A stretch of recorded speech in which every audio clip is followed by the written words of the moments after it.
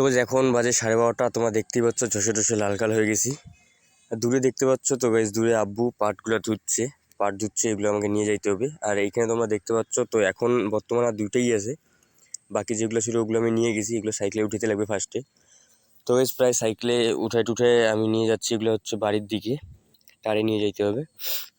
তো আর এই গাইজ আগের ব্লকে হয়তো তোমরা দেখছো যে গাছগুলো কাটছিলাম, তো গাছগুলো অনেক বড় বড় হয়ে গেছে, তোমরা দেখতেই পাচ্ছ অনেক বড় বড় হয়ে গেছে গাছগুলো। তো গাইস সব পাট টাট নিয়ে আসা কমপ্লিট। এখন এগুলো শুকানোর জন্য এই তারগুলোতে নাইটে দিতে লাগবে। তো এখন আমি স্নান করব, এগুলো আব্বু নাইটে দিবে। তো এই স্নান টান করে টোরে বেরিয়ে পড়লাম মাঠের দিকে, যে একটু মাঠটাকে দেখে আসি।